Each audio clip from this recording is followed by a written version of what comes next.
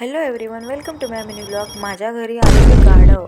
Actually ते गाढव माझ्या घरी नाही आलेले, बट ते आमच्याकडे आलेले. ते जे लोक दिसत आहे ना, ते घेऊन आलेले. तर आम्ही त्यांना विचारले, गाढवं तुम्ही का घेऊन आले? तर ते सांगितले की आम्ही यांचं दूध विकतोय.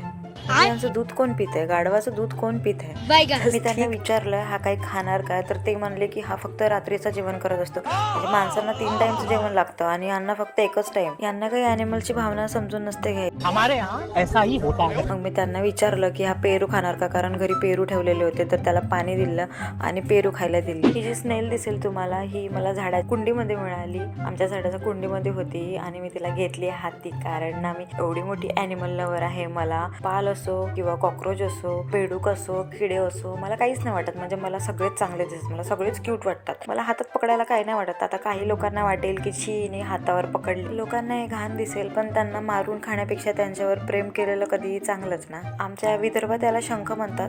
तुमच्याकडे काय म्हणतात कॉमेंट करून सांगा. आणि हा लास्ट टाईम मी बेडूक पकडलेला, पण त्यावेळेला ना मी व्हिडिओ नव्हती बनवत. आता मी कधी पण बेडूक पकडेल ना, त्याचा व्हिडिओ मी टाकेलच.